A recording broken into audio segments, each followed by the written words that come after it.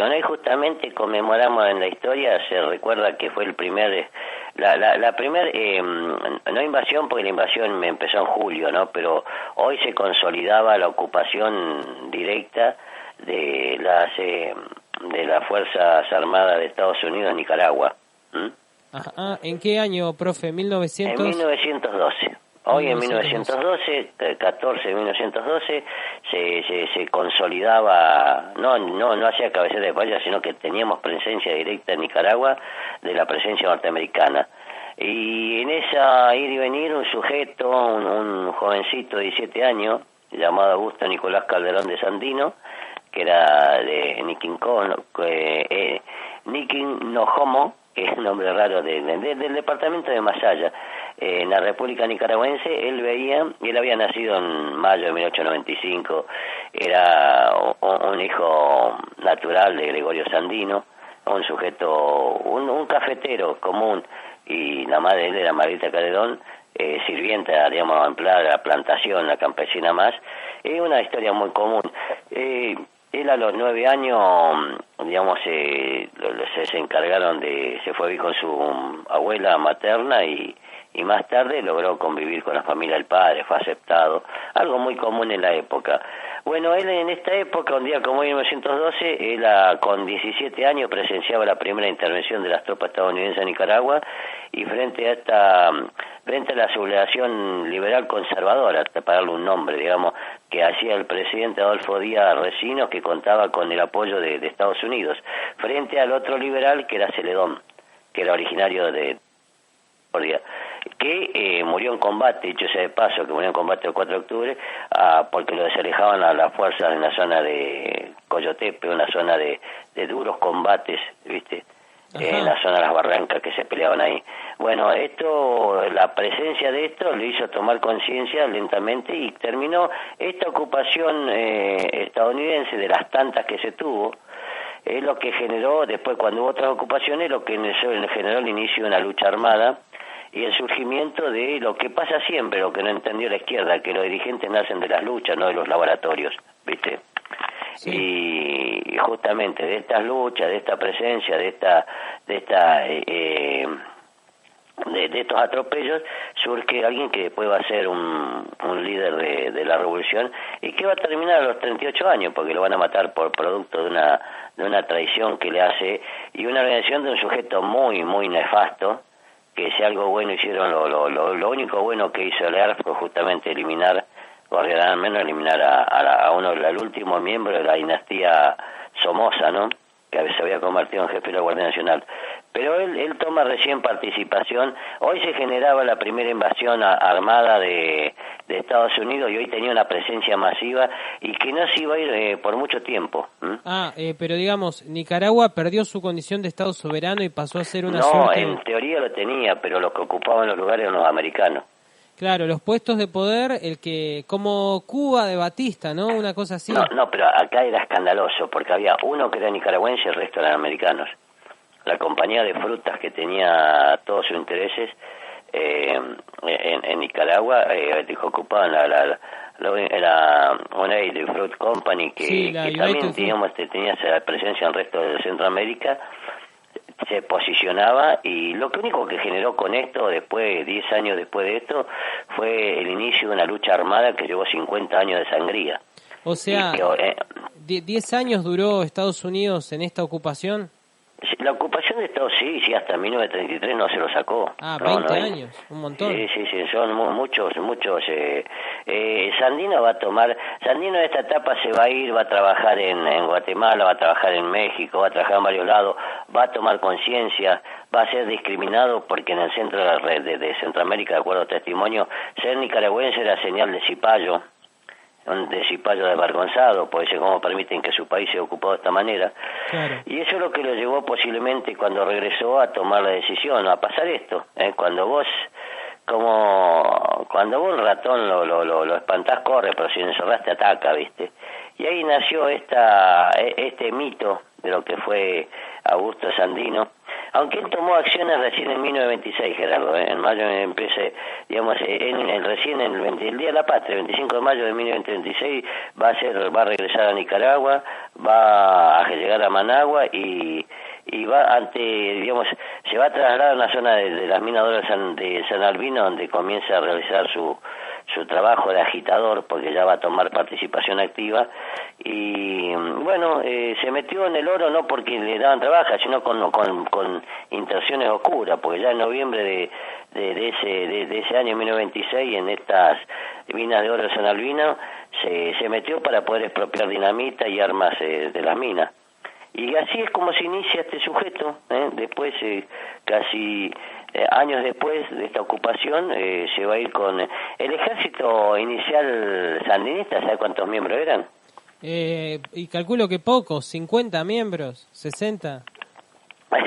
No, eran 29 gatos locos. Ah, mirá, menos todavía. Se fueron con 29 hombres, y el primer combate contra las fuerzas conservadoras, que era la del general Chamorro, el general, y después organiza y hace un sistema de combate y la lucha permanente hasta convertirse en el mito que fue, que lo tuvieron que asesinar en un atentado y a traición.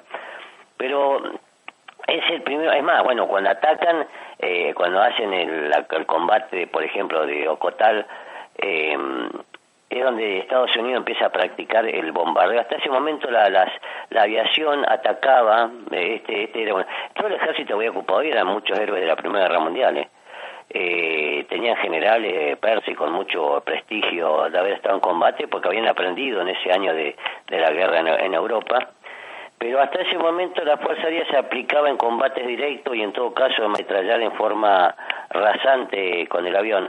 Con Nicaragua implementaron la costumbre de bombardear poblados. O sea que morían una cantidad de civiles. Sí, se la ligaba a todo el mundo, ¿viste? Y bueno, ahí pasa todo. A partir del 26 aparece toda la leyenda, cuando en mayo, se dirige hacia la Segovia, se cruza por el frío en San Rafael, conoce a su esposa Blanca Arao, que era una jovencita de 19 años que era telegrafista, la conoce por eso.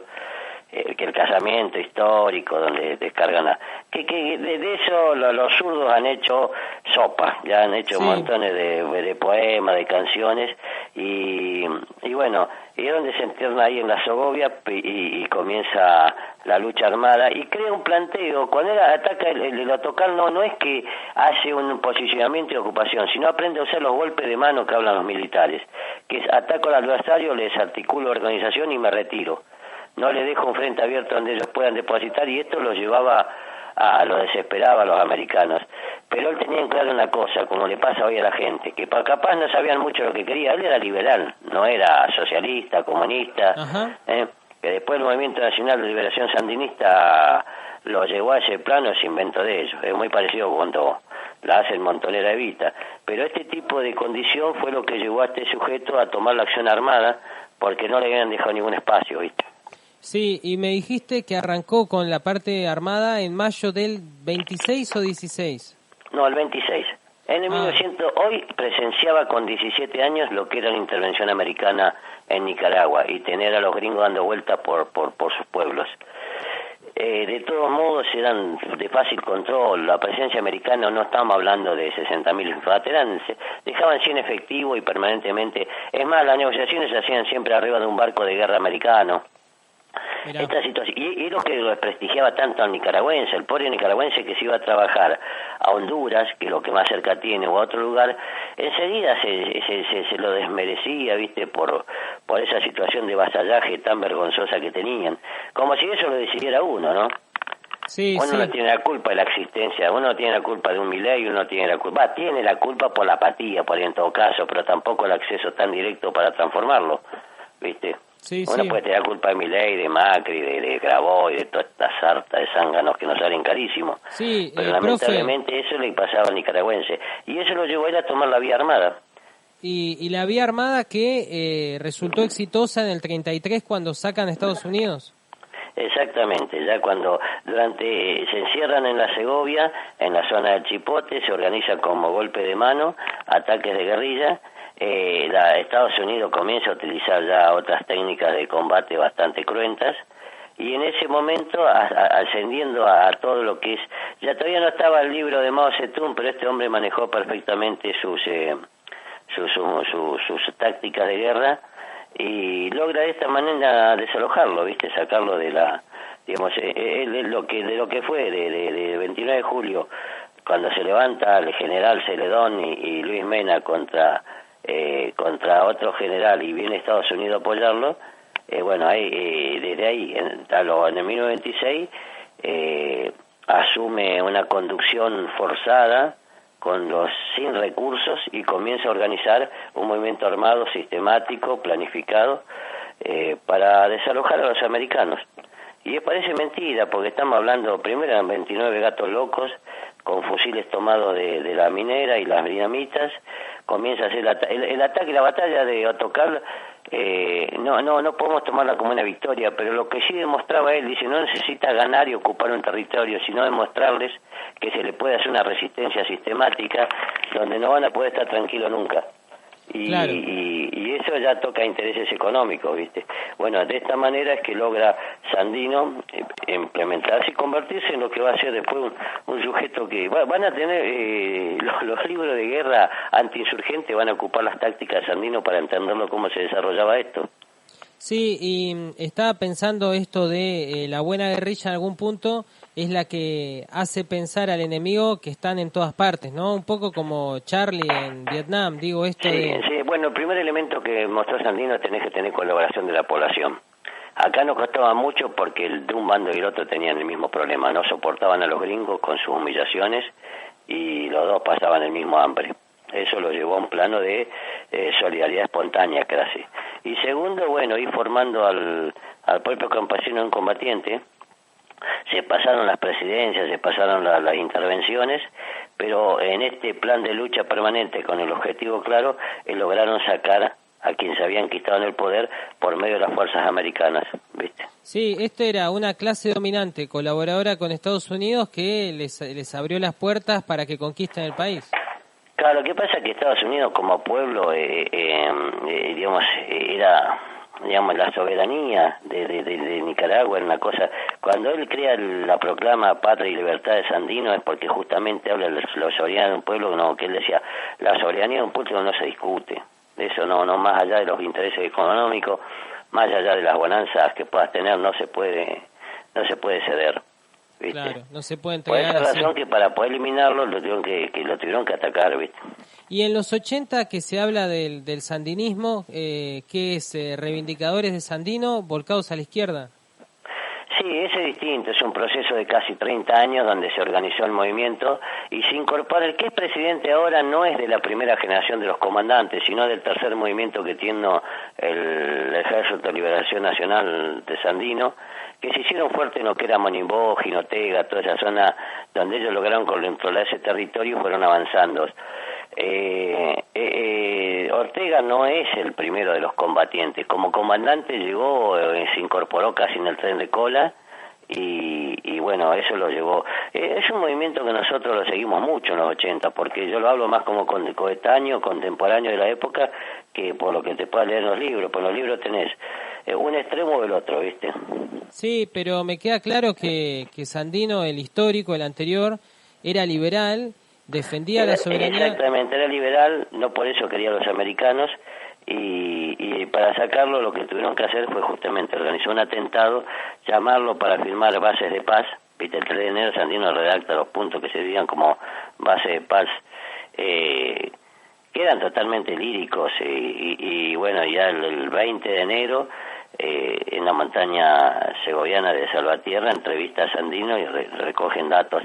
Lo que pasa es que empezó a ser una figura emblemática en el mundo, ¿viste? Claro. Este pueblo que Gerardo se lo ocupó, por ejemplo, cuando el que realmente tendría que haber hecho un canal para pasar del Pacífico al Atlántico y viceversa era Nicaragua. Si vos ves la conformación geográfica, lo que pasa es que Panamá ya había un francés que había intentado algo y había fracasado, pero cuando ya vio que en Nicaragua la clase del momento podía haber hecho un acuerdo, se lo invadió inmediatamente. Bueno, ahora están cerca China de lograrlo, ¿eh? Se viene... No le va a costar mucho, los efectos tecnológicos no le va a costar mucho. Sí, les falta poco.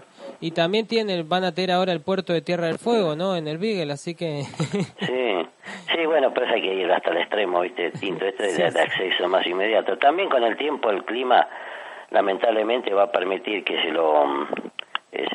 Bueno, esta historia va a terminar fácil en el 34, ¿no? El 21 de febrero Sandino va a ser asesinado por Somoza, jefe de la Guardia Nacional, una organización que la había pertrechado, organizado y adoctrinado hasta el hartazgo los norteamericanos, ¿no? Sí, y ahí viene el somocismo que duró mucho tiempo.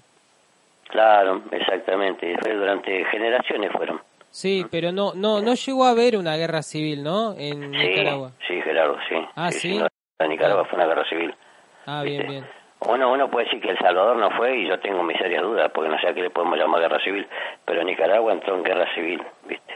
Lo que pasa fue un grupo insurgente que comenzó a ocupar la Segovia, comenzó a ocupar lugares tácticos, estratégicos, y en función de eso manejó dos cosas que no entendieron nunca los zurdos en Argentina: adoctrinar y la colaboración de las masas, y a través de la conducción de las masas hacerse con el poder por la vía armada si es necesario. Acá, evidentemente, cuando vos tenés los marines en la calle, no hay otra forma, Gerardo. Claro, no queda los talibanes no lo echaron con el Corán en la mano a los yanquis, lo sacaron con un Kalashnikov, ¿viste? Sí. Sí, exacto. Y si no lo hace con una prédica de la Shira, no, lo hace metiendo fierro, bamba y explosivo y locuras, porque son locuras las que hacen, ¿no? Pero eso es lo que va a llevar a que bueno, y Sandino te muestra lo idealista que era, porque cuando se encuentra en Jinotega con su interventor, le habían dicho no vayas porque corre serio peligro, y él aceptó porque dice, bueno, pero mi muerte no va a ser en vano, ¿viste? Claro, y ahí es cuando lo matan. Sí, muchas veces lo que pasa es que se habían hecho acuerdos de desarmar, pero él desarmaba y no era tonto, porque conocía a los americanos y a sus propios paisanos. En algunos acuerdos el país se desarmaba, pero dejaba 100 efectivos como custodia personal, y en realidad lo que dejaba era un ejército perfectamente pertrechado. Claro, para activarse hacía decía, falta. Los que yo mandé los licencié, cuando los convoque sé que vuelven, ¿viste? Y esa es la gran diferencia, vuelven por convicción. Lo que los zurdos nunca entendieron, ¿viste? Porque hablan de la clase obrera y nunca trabajaron, nunca tuvieron una fábrica. Él era campesino y trataba con los campesinos. Y en este aspecto lo que nunca se separó fue de la masa y la convicción que se tiene que dar, y con la demostración clara que pertenecen al mismo grupo, ¿viste? Claro. Bueno, profe, te agradezco esta charla, estos minutos de Sandino. Espero mañana... Yo sé que faltan muchas batallas por nombrar, yo sé que la gente izquierda se va a enojar mucho, que Chinandega, un montón de batallas que han llenado canciones y canciones, pero este es un resumen de cómo una ocupación termina con esto.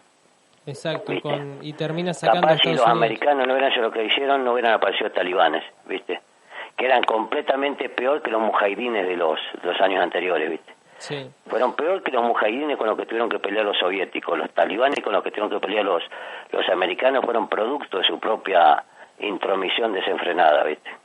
Profe, te agradezco esta charla. Mañana espero poder charlar un poco más largo con vos. Que tengas buena tarde, te sigas recuperando y mañana estamos de vuelta. Un abrazo. Que tengas un buen día, Gerardo.